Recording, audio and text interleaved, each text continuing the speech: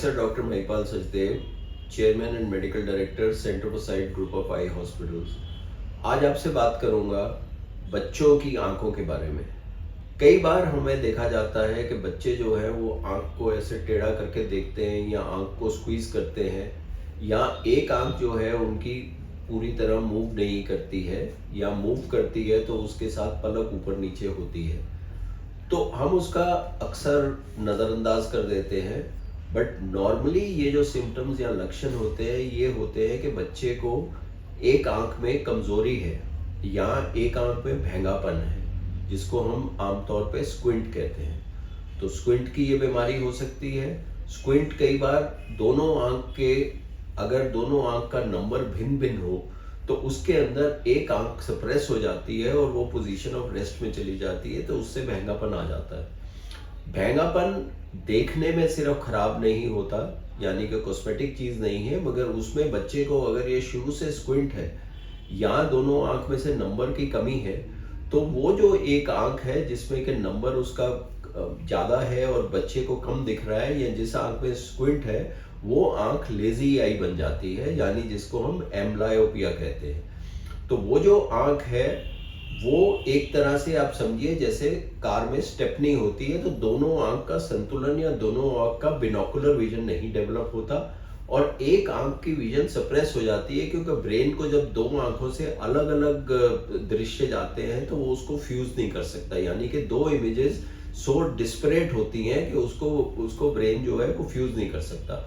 तो ब्रेन जो है ये कंफ्यूजन को दूर करने के लिए एक आई को सप्रेस कर देता है और बच्चे की जो विजन होती है या जो प्लास्टिसिटी होती है विजन डेवलपमेंट की, जो जन्म से शुरू हो जाती है, वो 5-6 साल तक बिल्कुल पूरी तरह डेवलप हो जाती है बच्चे की विजन। तो जो विजन सप्रेस्ड है वो सप्रेस्ड की सप्रेस्ड रह जाती है।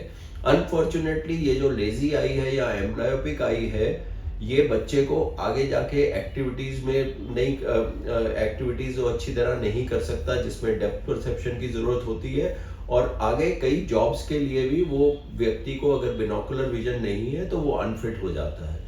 तो इसके समय रहते अगर आपको ये लक्षण दिख रहे हैं तो अगर इसका ट्रीटमेंट हो जाता है तो ये लेजी आई को करेक्ट किया जा सकता है, स्क्विंट जो है उसको करेक्ट किया जा सकता है।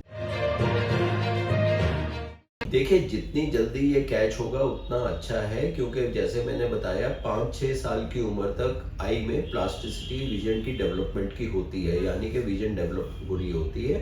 और एक बार अगर विजन ये डेवलप हो गई और ये एक आंख की विजन सप्रेस्ड हो गई तो वो उसको फिर उभार के लाना मुश्किल होता है। तो इसका ट्रीटमेंट जो होता है वो ये होता है कि आई को हम पैच करते हैं, जो कि बेटर आई है उसको पैच करते हैं ताकि जो दूसरी आई है वो सीधी हो सके, दूसरी आई जो है उसके अंदर विजन डेवलप हो सके, या उसको कुछ ऑप्टोकाइनेटिक और या दूसरी प्रकार की उसको ऑर्थोप्टिक एक्सरसाइजेस वगैरह देते हैं जिससे कि हम स्टिमुलेट करते हैं जो लेजी आई है उसको, ताकि उसके अंदर विजन डेवलप हो सके। तो अगर ये पहले 5-6 साल तक नहीं पकड़ में आया तो ये जो डेप्रीवेशन है ये लगभग परमानेंट हो जाती है। तो जो आपका सवाल है, अगर 1 साल पे पता चलता है, 1.5 साल पे पता चलता है, 2 साल पे, उतना ही अच्छा है जितना कि जल्दी आपको पता चलता है, तो उससे हम इसको ट्रीट कर सकते हैं। कई जगह पे जो स्क्विंट होता है उसको समझा जाता है कि गुड ओमन है, सर्टेन स्टेट्स दे फील कि इट इज अ गुड ओमन, but it is something wrong कि इसको गुड ओमन का समझने की बात नहीं है। ये बच्चा जो है वो उस आंख से ठीक तरह से देख नहीं रहा है, और बिनोकुलरिटी जो है यानी कि दोनों आंखों से जब देखते हैं तो जैसे एक साइड का चित्र है दूसरी साइड का, उसमें एक डेप्थ आती है, एक परसेप्शन आती है, वो बच्चे की डेवलप नहीं होती।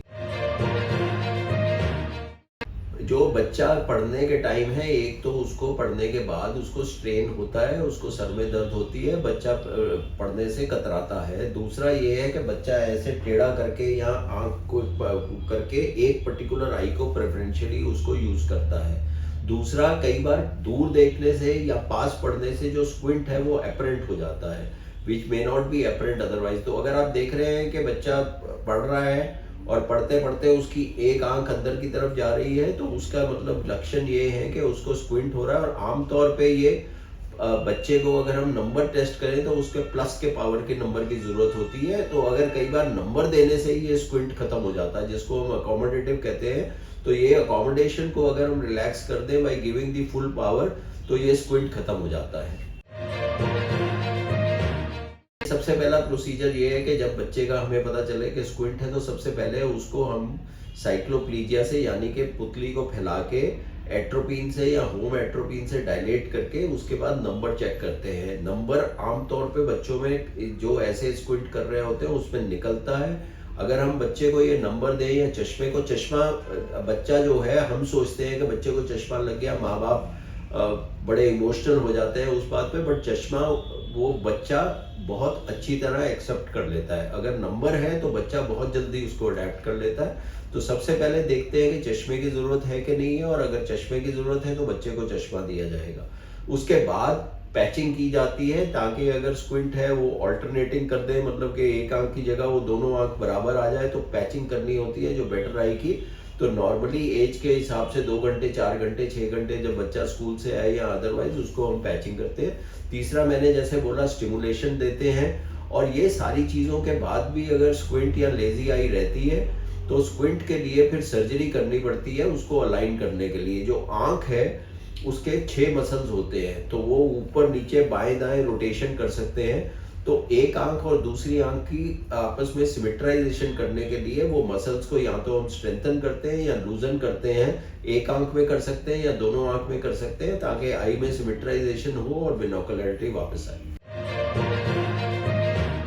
मैसेज मैं यही देना चाहता हूं कि do not neglect the eyes और the eyesight of your child. आपको जब भी कोई लक्षण लगे कि भाई बच्चा, क्योंकि बच्चा, एक बात आपको समझनी चाहिए कि बच्चा ये नहीं डिसाइफर कर सकता, क्योंकि उसको जन्म से नहीं पता कि अच्छी विजन होती क्या है, और आपने कभी माँ बाप होके भी उसका कभी चेक नहीं कराया।